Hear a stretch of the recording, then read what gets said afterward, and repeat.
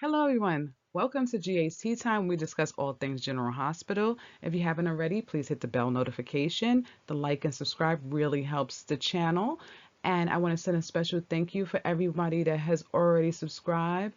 So, guys, let's get our teacups, let's get our snacks, and let's get ready to discuss our favorite characters.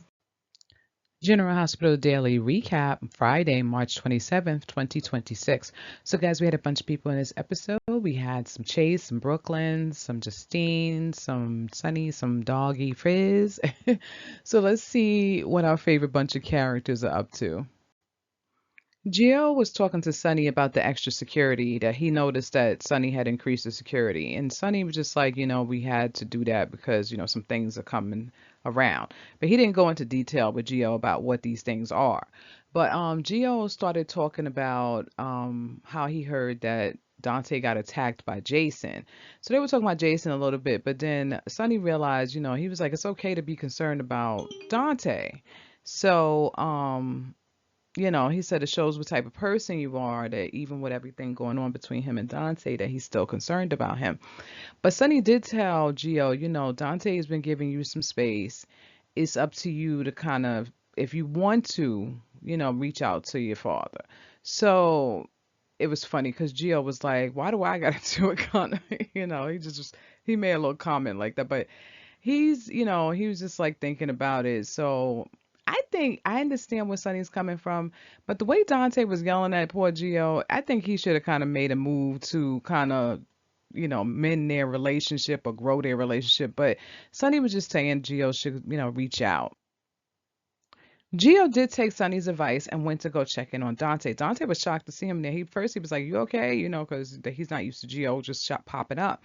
But Gio was like, "No, I just came to check in on you." So Dante appreciated that. He offered, let's drink some coffee. He was like, "There's a coffee machine down there. You want to have a cup of coffee with me?" So Gio did, and they went in there, and he was asking Gio, kind of like, "What do you think about the coffee and stuff like that?" Just making conversation.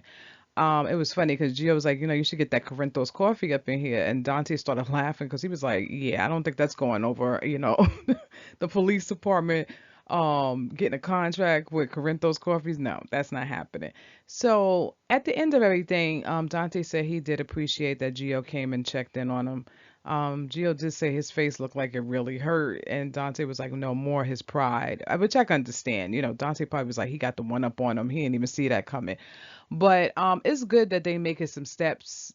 I hope this continues. I am so tired of Dante yelling at this boy. He needs to have a relationship with him somehow and stop with that other nonsense. So hopefully this is the direction that they're going to keep going into.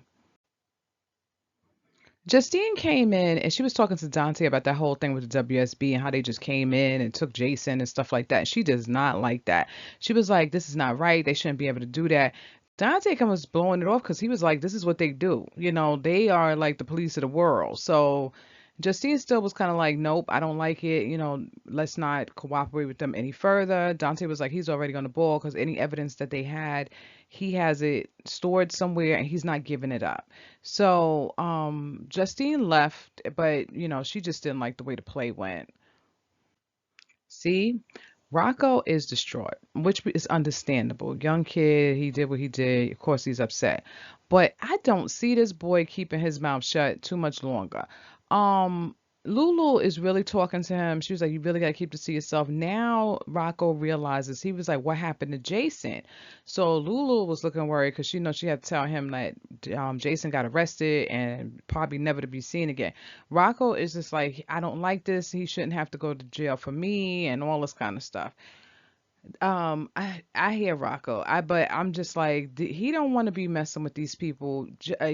They're gonna lock Rocco up just how they locked up Jason. So Jason is trying to protect him. His mother's trying to protect him. But Rocco's a sweet kid, and he's not gonna want to see Jason pay for this. That's why I said I don't know how much longer he gonna be able to keep his mouth shut. Lulu said she would go down to the hospital to check in to see if Cullum was what his condition was, because Rocco's concerned that he may pass. And Lulu said she would go check in on that on the thing, like she's a reporter and she's just looking for some information. So she left. Charlotte comes and starts telling Rocco what happened the night before with Danny father, what happened to Jason. She was like, I took Danny over to the precinct and they was taking him out. WSB took him out just how they took out my father, put him in a van and stuff like that. Rocco is he's just upset. Yeah, he's just looking worried and like he should do something about this. It seemed like he might just going to get ready to tell Charlotte. I don't know. We're gonna see. I feel like this secret with Rocco is gonna last about 35 seconds. That's about it.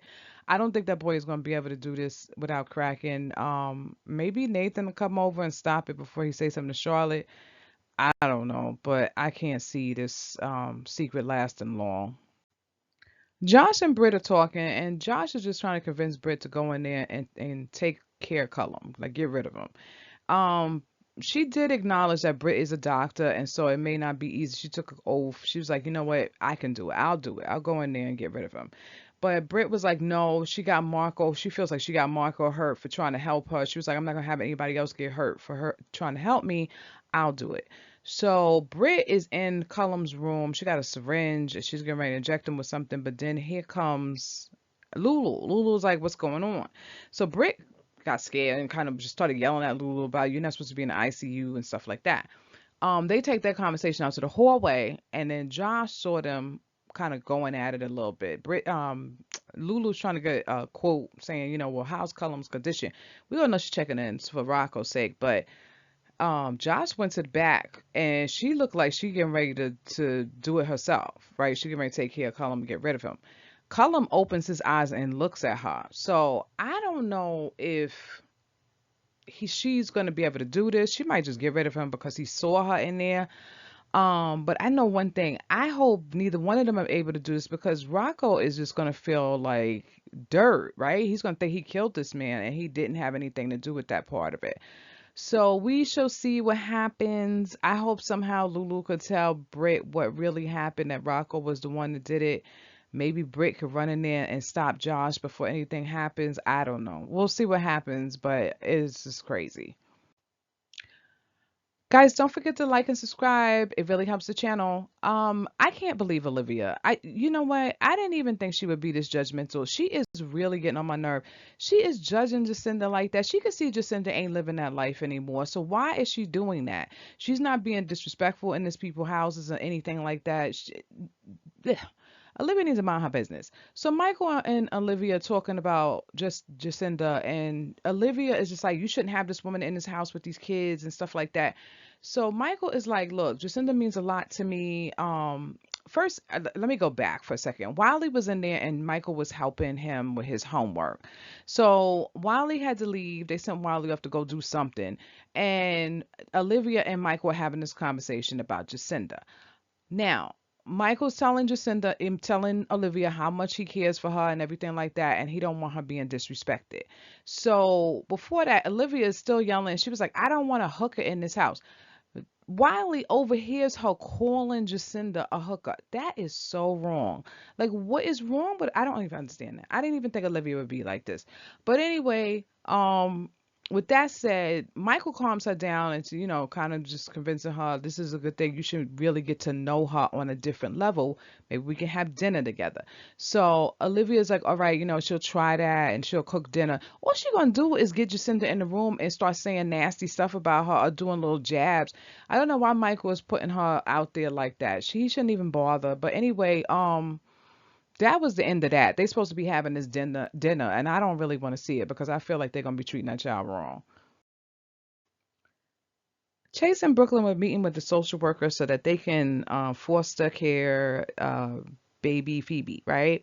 So everything's going good because the social worker knows Chase from a previous case. He knows the house is nice.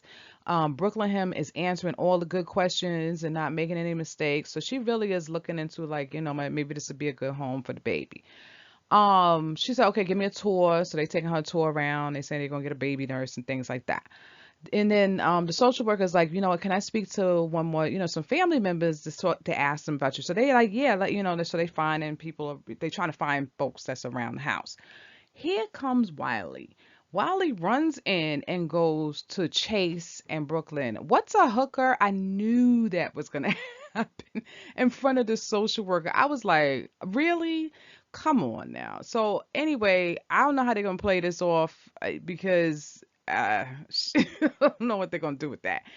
Um, with that, we'll see what happens with baby Phoebe. I'm sure they're gonna get to be able to foster this baby. I don't know how they're going how they're gonna explain answering that question about to Wiley. But guys, what was your favorite part about this episode, and what was your least favorite part? I would love to hear from you guys down in the comment section.